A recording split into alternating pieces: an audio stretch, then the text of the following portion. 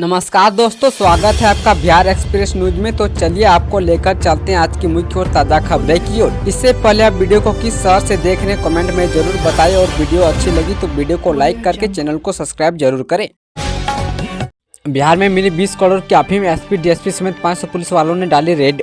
नशे के खिलाफ बिहार में पुलिस ने बड़ी कार्रवाई की है। पुलिस ने करीब 20 करोड़ की अफीम की खेती को नष्ट किया है। बताया जा रहा है कि रोहतास जिले में बिहार झारखंड की सीमा पर स्थित नोहटा थाना के बेलोजा सोनडीला पर एसपी रोशन कुमार के नेतृत्व में बड़ी छापेमारी की गई है।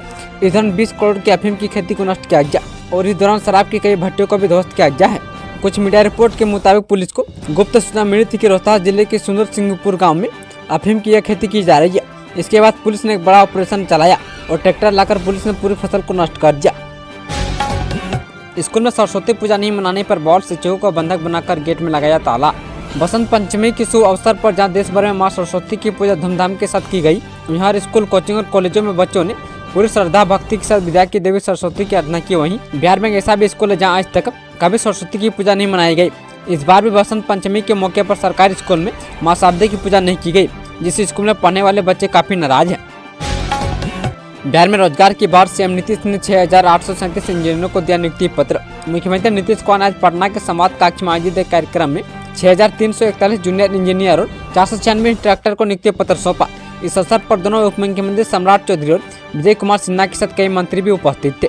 इन जूनियर इंजीनियरों का चयन बिहार तकनीकी सेवा आयोग द्वारा विज्ञापन संख्या 1/2019 के अंतर्गत किया गया है। वही जल संसाधन विभाग को आवंटित 2,338 अभ्यर्थी की काउंसलिंग और सर्टिफिकेट वेरिफिकेशन की प्रक्रिया विभाग द्वारा 14 से 19 जनवरी 2025 तक सफलतापूर्वक संपन्न हुई थी। इसके अलावा अभ्यर्थियों की काउंसलिंग और सर्टिफिकेट वेरिफिकेशन की प्रक्रिया विभाग द्वारा 24 जनवरी 2025 को ही संपन्न की गई थी।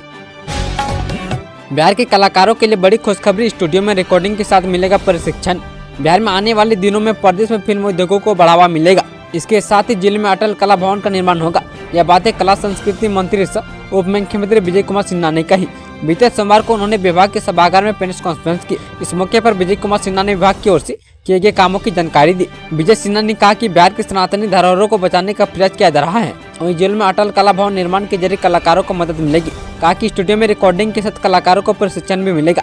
वहीं फिल्म सिटी बनाने को लेकर केंद्र सरकार को प्रस्ताव भेजा गया है। बिहार आएंगे बाबा बागेश्वर दुर्गा मंदिर के प्राण प्रतिष्ठा कार्यक्रम में होंगे शामिल।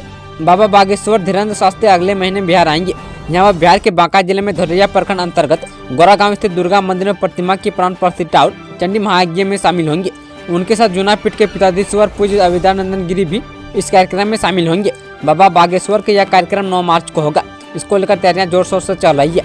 इस कार्यक्रम के आयोजक कौशल सिंह ने बताया कि यज्ञ की समिति आचार्य पंडित गौरव कृष्ण चंद्र शास्त्री है। उनकी देखरेख में 4 मार्च को कल शोभा यात्रा निकाली जाएगी, जिसमें 1100 महिलाएं शामिल होंगी। पीएम मोदी और सीएम नीतीश के लिए जेडीयू सांसद ने मांगा भारत रत्न। मुख्यमंत्री नीतीश कुमार के लिए भारत रत्न की देने की मांग अब तेज हो गई है। शिवहर से लोकसभा सांसद बाहुबली आनंद मोहन की पत्नी लवली आनंद ने मांग लोकसभा में उठाई है। राष्ट्रपति के अभिभाषण पर धन्यवाद प्रस्ताव पर बोलते हुए लवली आनंद ने कहा कि देश के लिए प्रधानमंत्री नरेंद्र मोदी ने बहुत काम किया है। वहीं बिहार को आगे बढ़ाने के लिए मुख्यमंत्री नीतीश कुमार को भारत रत्न मिलना चाहिए। बता दें कि ऐसा नहीं है कि नीतीश कुमार के लिए किसी नेता ने पहली बार भारत रत्न मांगा है। लवली आनंद से पहले जेडीयू के कार्यकारी अध्यक्ष संजय झा भी ऐसी मांग कर चुके हैं। चुनाव से पहले बीजेपी में शामिल होंगे पवन सिंह। बीजेपी सांसद बोले हमारे लिए करेंगे प्रचार। भोजपुरी सिनेमा के सुपरस्टार सिंगर पवन सिंह की भारतीय जनता पार्टी में वापसी हो सकती है। इस बात का संकेत किसी और ने नहीं बल्कि बीजेपी सांसद मनोज तिवारी ने दिया है। एक निजी मीडिया चैनल को दिए इंटरव्यू में बीजेपी सांसद ने दावा किया कि अगर पवन सिंह 2024 के चुनाव में पार्टी से बगावत नहीं करते और आसनसोल से चुनाव लड़े होते तो आज वो लोकसभा के सांसद होते। बता दें कि दिल्ली में हो रहे विधानसभा चुनाव के बीच पवन सिंह ने दिल्ली जाकर मनोज तिवारी से मुलाकात की है। पवन सिंह से मुलाकात पर जब मनोज तिवारी से सवाल किया गया कि क्या पवन सिंह एक बार फिर बीजेपी में शामिल होंगे, इस पर बीजेपी सांसद ने कहा कि पवन सिंह हमसे दूर नहीं है। अगर वह मिलते हैं तो इसका मतलब यह है कि वह हमारे साथ है और आने वाले समय में पवन सिंह हमारे लिए प्रचार कर सकते हैं। पूर्णिया के स्टेशन को मिली एक और एक्सप्रेस ट्रेन की सौगात।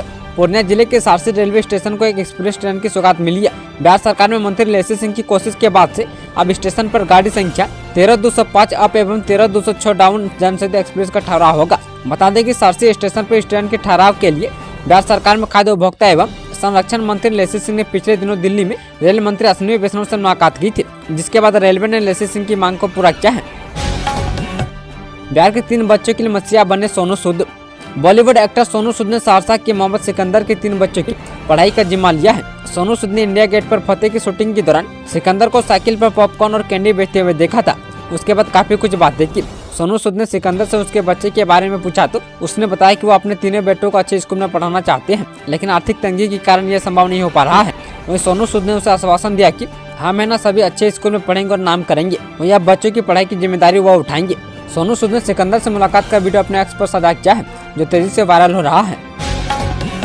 बिहार में इस दिन से होगी बारिश, बढ़ेगी ठंड। आज 6 जून में घने कोहरे का अलर्ट। बिहार में बसंत पंचमी के साथ ही गर्मी का भी एहसास होने लगा है। आने वाले 4 दिनों में पटना से पूरे बिहार का न्यूनतम तापमान 1 से 3 डिग्री बढ़ने का अनुमान है। इसके बाद न्यूनतम पारा में गिरावट होने की उम्मीद है। मौसम विभाग के अनुसार 3 फरवरी से एक पश्चिमी विक्षोभ की एंट्री हो चुकी है, लेकिन इसका प्रभाव नहीं दिखेगा। हालांकि 6 फरवरी को इसका प्रभाव खत्म होने पर मौसम में बदलाव होगा। बता दें कि 8 फरवरी को मजबूत पश्चिमी विक्षोभ आएगा, जिसके कारण पर्वतीय इलाकों में बर्फबारी और मैदानी इलाकों में बारिश की संभावना है। इस दौरान पछुआ हवा चलने से न्यूनतम तापमान में गिरावट आएगी, लेकिन कोल्ड डे जैसी स्थिति नहीं होगी। बिहार के इन 5 स्टेशनों पर जल्द मिलेंगी हाईटेक सुविधाएं।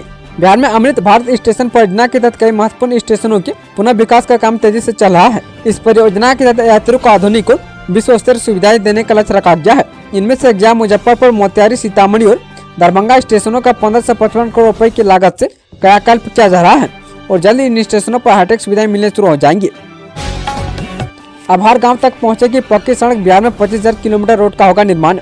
बिहार में इस साल विधानसभा चुनाव होने वाले हैं और चुनावी माहौल के बीच मुख्यमंत्री नीतीश कुमार प्रदेश भर में विकास कार्यों को तेज कर चुके हैं। अपने प्रगति यात्रा के दौरान वे लगातार नई योजनाओं का शिलान्यास और उद्घाटन कर रहे हैं।